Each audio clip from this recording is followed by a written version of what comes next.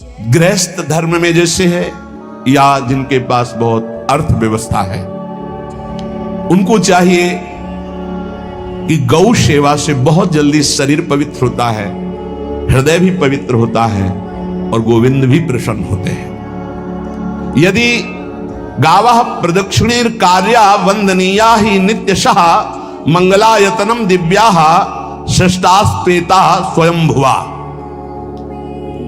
यदि गाय घर में पाली जाए या गौशाला खोली जाए और गौओं की सेवा की जाए, जिनके पास अर्थ है, भाव है, भगवान स्वयं श्री कृष्णचंद्र जी ने गौ सेवा स्वीकार की, गौवें चराई। गौओं की परिक्रमा करने से, जैसे आप प्रभु की बिहारी जी के मंदिर की 4 परिक्रमा करें तो जो फल आपको मिलेगा वही गाय की 4 परिक्रमा कर ले तो आपको प्राप्त हो जाएगा। गौ की प्रदक्षिणा से, गावः प्रदक्षिणी कार्या वंदनीया ही नित्यशः, जो रोज गाय को प्रणाम करता है और गाय की प्रदक्षिणा करता है तो भगवत प्रदक्षिणा का उसे फल प्राप्त होता है। जहां गौएं विराजमान होती हैं वो बड़ा पवित्र दिव्य तीर्थ स्थल माना जाता है। गौएं जहां विराजमान रहती, गौशाला में भजन करे तो कई गुना बढ़कर के प्राप्त होता है। स्वयं ब्रह्मा जी ने गौओं को दिव्य गुणों से विभूषित बनाया है। अप्यागाराणि विप्राणाम देवतायतनानि च यद गोमयेन शुद्ध्यंतिम किम ब्रूमो हृदिकम ततः।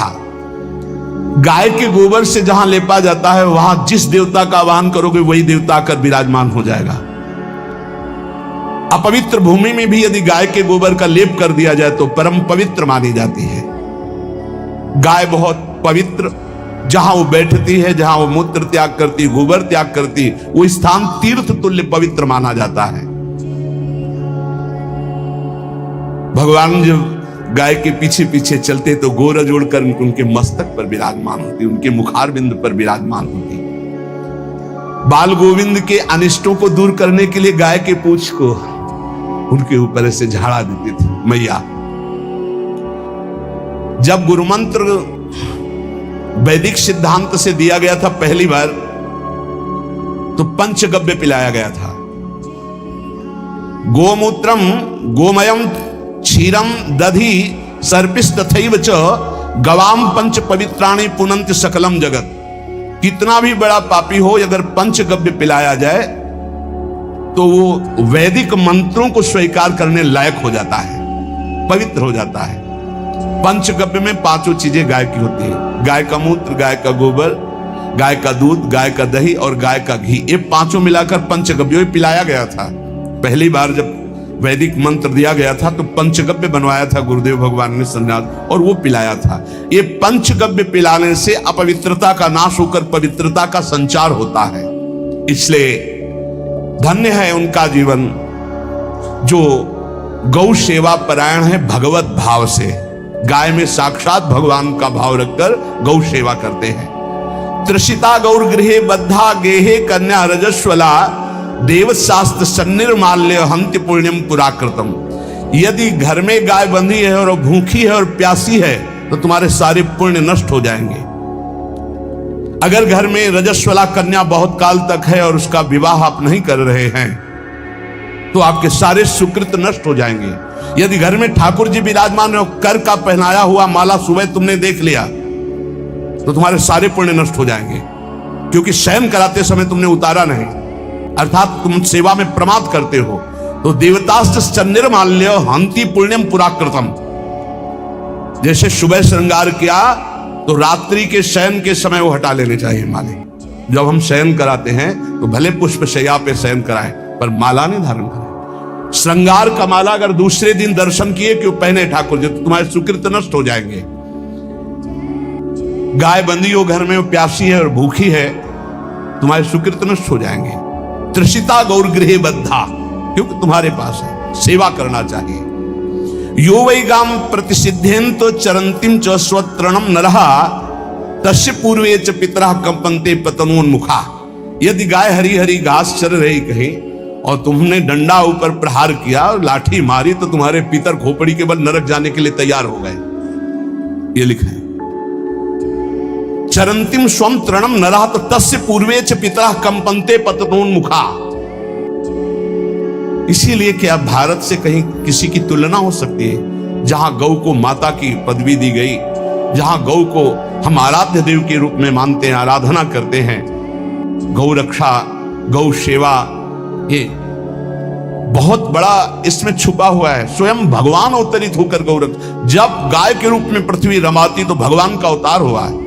बड़ा विचित्र समय आता चला जा रहा है कि अब आधुनिक यंत्रों की ऐसी सेवाएं हो गई बड़ी बड़ी कि अब ना बैल की जरूरत है, और ऐसे दूध की महंगाई बन गई कि अब देसी गाय 2 लीटर 3 लीटर 4 लीटर, और ऐसी ऐसी कि 20-20 25-25 लीटर दे तो कौन देसी गाय को।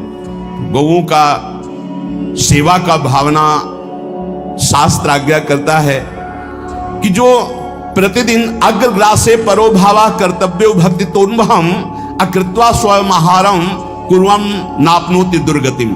जे ही तुम्हारे गृहस्थ में घरों में पहले होता था, अब तो भगवान जाने, जे ही पहली रोटी तवा में गई तो वो निकाल करके पक्की रखी जाती थी गौ ग्रास के लिए, पहला रसोई में। तो इसमें लिखा प्रतिदिन स्वभोजनम, पहले स्वयं भोजन न करके गाय के लिए ग्रास निकालना चाहिए।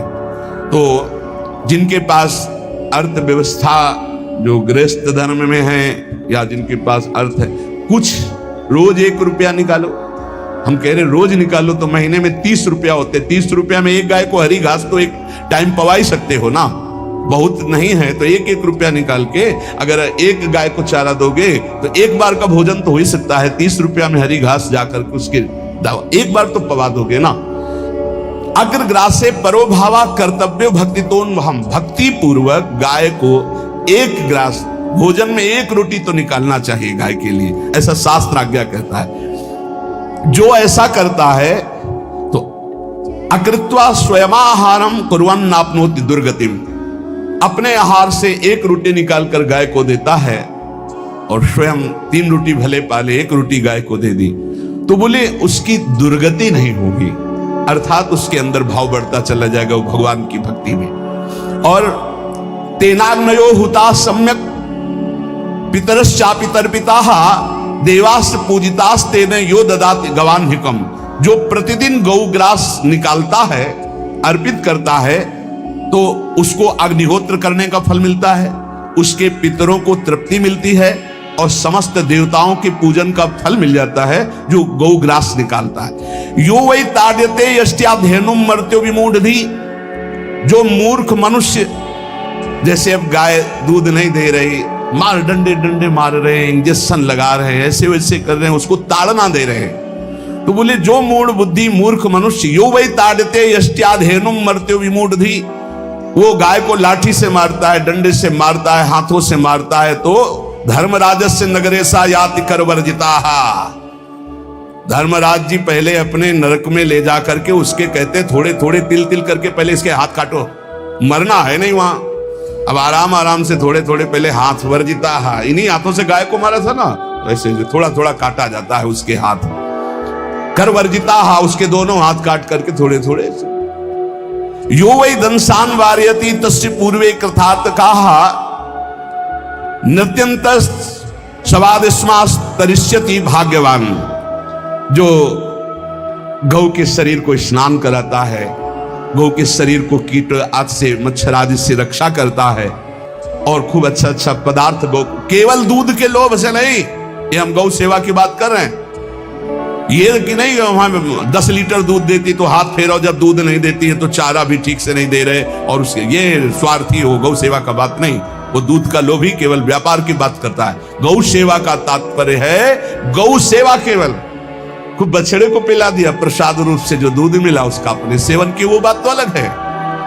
अब बछड़े को तो जरा सा केवल पिन्हाने के लिए कर दिया और खूब सारा दूध लीटर में नाप करके जा रहा है और उस समय तक तो खवाओ पियाओगे ही खूब अच्छे से, उसके बाद जब दूध देना बंद किया तो उसका आदर सत्कार खत्म, खोल के बाहर ऐसे वो प्लास्टिक खाते घूम रही है, तो ये गौ सेवा नहीं मानी जाएगी, वो स्वार्थ पूर्ति मानी जाएगी। जो सदैव गौ सेवा करता है, उसके डांस मच्छर हटाता है, स्नान कराता है, पीठ में हाथ फेरता है, उसके पूर्वज जो पितर होते हैं वो नाच पड़ते हैं, उनका मंगल होना शुरू हो जाता है कि हमारे वंश में गौ सेवक पैदा हुआ, बड़ा भाग्यवान है और वो गौ के द्वारा हमें तार देगा, ऐसा भाव। गौ सेवा हमारे सनातन धर्म में बहुत बड़ा स्थान गौ सेवा का है। पर एक बात ध्यान रखें, इन सब सेवा का फल है भगवान के चिंतन में निरंतर वृत्ति डूब जाए। हमारी एक एक वृत्ति, एक एक क्षण भगवान के चिंतन में डूब जाए। अगर नहीं तो हम आपको उत्तर दे रहे हैं, क्या महाराज नृग जैसा कोई गौ सेवक हुआ है दानी? भागवत में पढ़ लेना, करोड़ करोड़ गायों को, करोड़ों गौशालाएं थी, एक दो नहीं।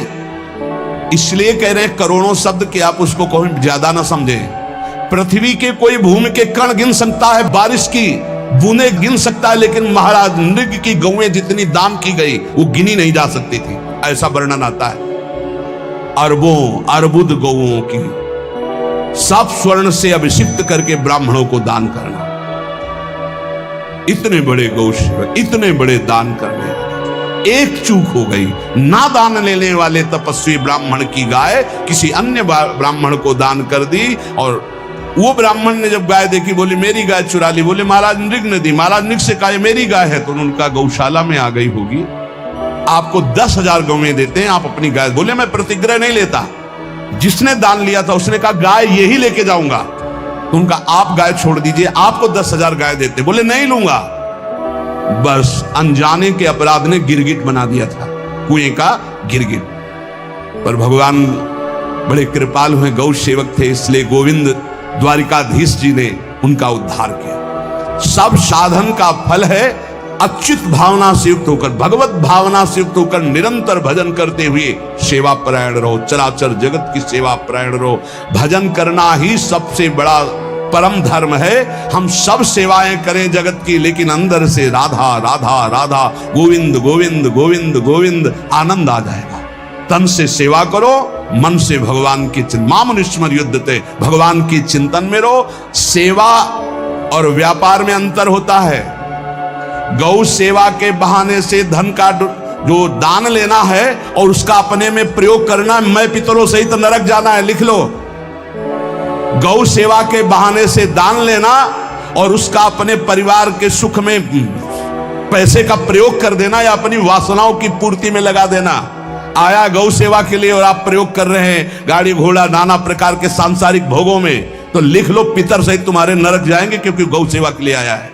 गौ सेवा का धन सिर्फ गौ सेवा में ही लगना चाहिए। आप गौ सेवक है, दूध पान कीजिए, रोटी खा लीजिए, लेकिन गौ सेवा का अर्थ आप अपने वासनाओं की पूर्ति में, अपने मनोरंजन में या अपने मन के संकल्प भावना में नहीं पूरी कर सकते। गौ सेवा के लिए ही पूरी कीजिए। गौ के वास का निर्माण, गौ के भोजन की व्यवस्था, वो दूध दे ना दे, वो कैसी भी अवस्था में हो, उसकी सेवा परायणता, उसके लिए सेवक रखना, सेवकों को भी सुख प्रदान करना, लेकिन स्वयं कभी गौ के सेवा के लिए आए हुए धन का स्वयं के लिए भोग न करना और निरंतर भजन में रखना, उसे परम पद की प्राप्ति हो जाएगी। इसलिए हमारे सनातन धर्म में गौ सेवा का विशेष महत्व है और इस महत्व को सबको स्वीकार करना चाहिए। यदि आप गौ पालन स्वयं नहीं कर सकते तो 4 लोग मिलकर के, क्योंकि आज जो गायों की व्यवस्था वो बड़ी दयनीय हो रही है। दयनीय इसलिए हो रही कि दूध की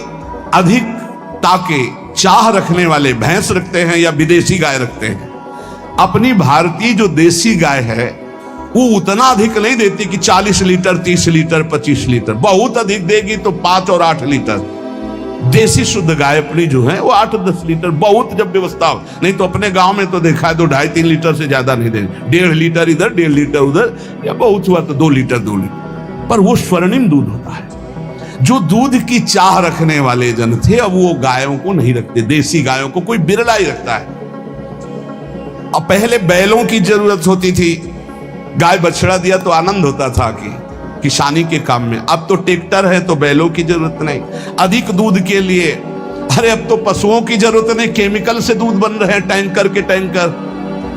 तो फिर हमारी जो गायें हैं उनकी बड़ी दुर्दशा हो रही। तो हमें चाहिए कि जो गृहस्थ जन हैं, धनी मानी जन हैं, या जिनके पास शरीर व्यवस्था, बौद्धिक स्तर सेवा परायण, अर्थव्यवस्था, वो थोड़ा 4 गाय की व्यवस्था करके उनकी सेवा करें, क्योंकि हमारे सनातन धर्म का स्वरूप है जहां मां पदवी दी गई है गौ को, गौ माता कहा गया है। गौ में समस्त देवता विराजमान है। गौ का बहुत बड़ा महत्व वर्णन किया गया धर्म शास्त्रों में।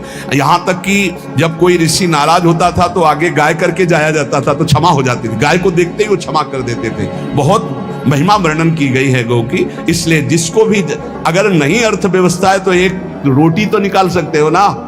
तुम्हारी रसोई में रोटी बने तो पहली रोटी निकाल लो, और आसपास जहां गाय बंधी हो तो उसको दे आओ जाकर, तो कम से कम धर्म का पालन हो जाएगा, गौ सेवा बन जाएगी।